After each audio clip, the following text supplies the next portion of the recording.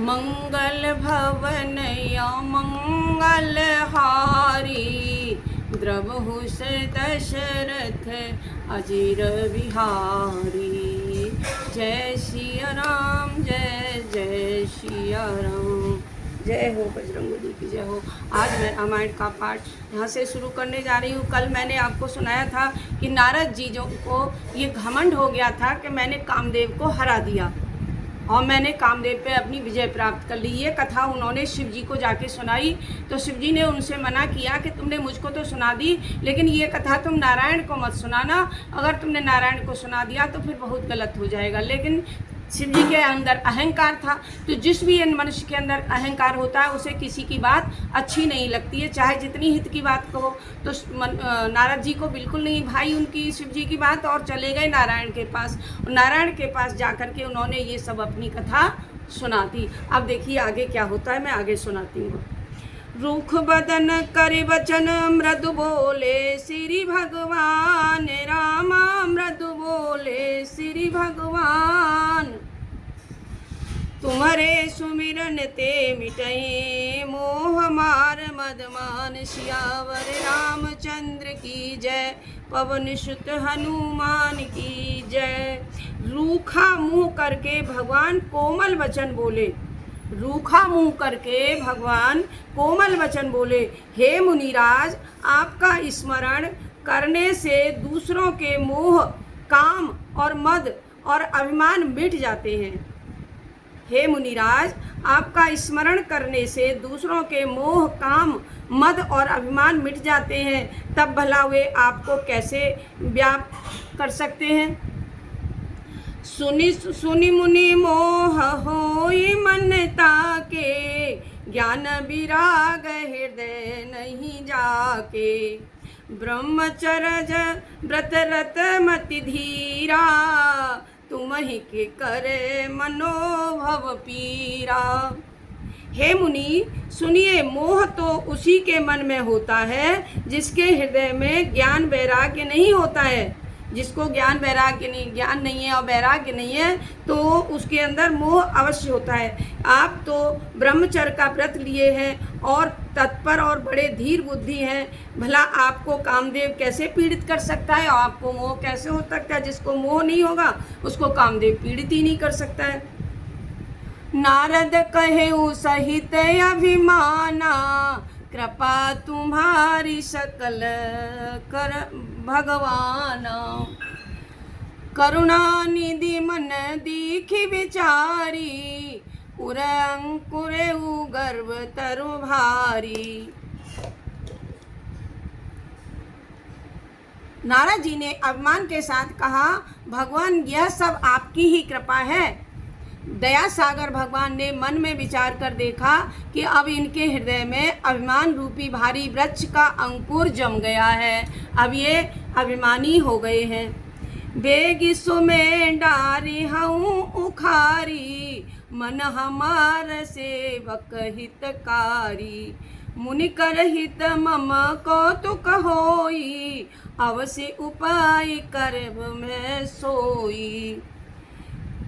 उसे मैं, भगवान श्री नारायण कह रहे हैं कि उसे मैं शीघ्र ही उखाड़ करके फेंक दूंगा, क्योंकि सेवकों का हित करना मेरा प्रण है।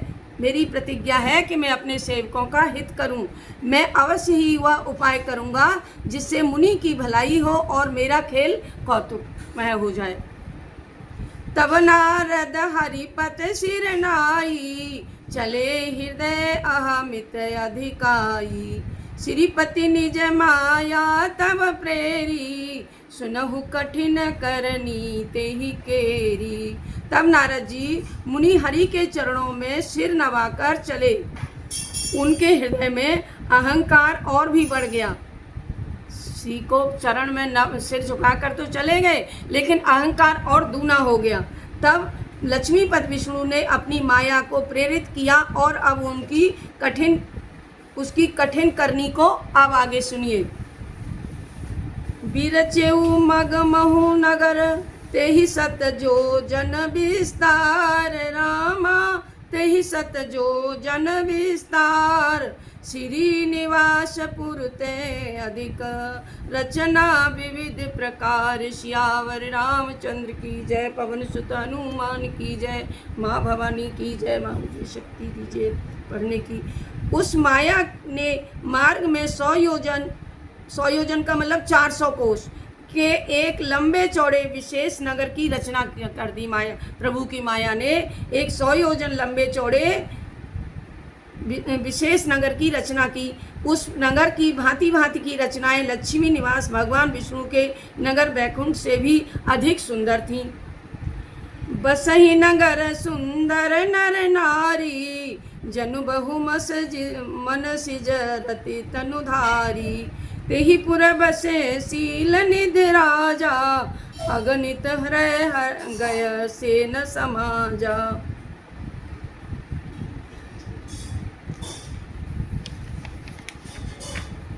उस नगर में ऐसे सुंदर स्त्री पुरुष निवास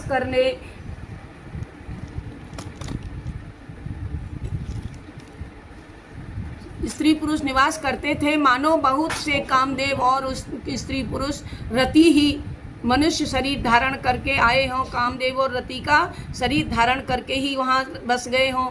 उस नगर में शील निधि नामक राजा रहता था, जिसके यहाँ अगणित घोड़े, हाथी और सेना के समूह थे।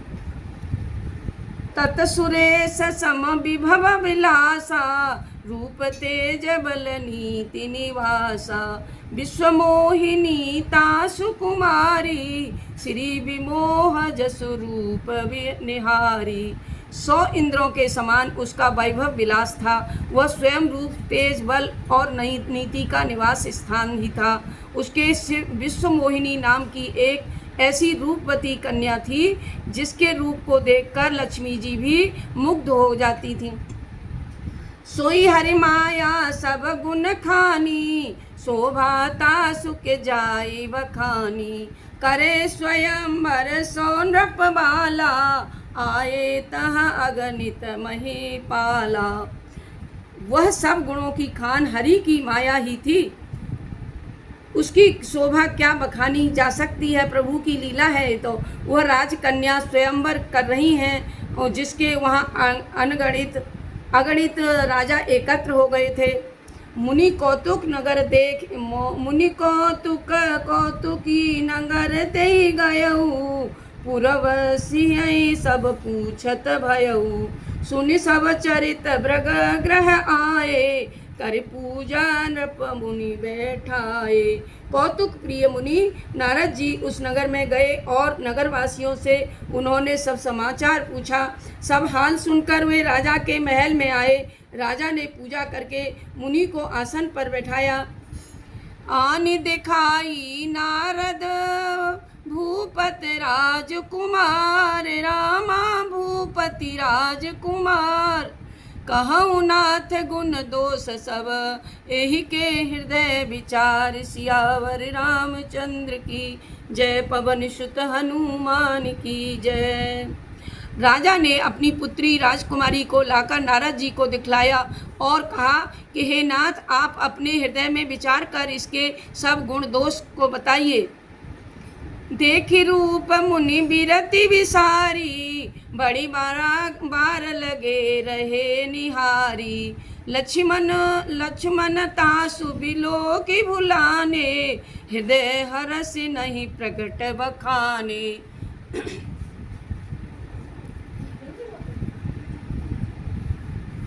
राजकुमारी रूप को देखते ही मुनि सारा वैराग्य भूल गए और बड़ी देर तक उसकी ओर एकटक देखते रह गए। उसके लक्षण देख करके अपने आप को भी भूल गए और हृदय में हर्षित हुए, पर प्रकट रूप में उन लक्षणों को नहीं कहा।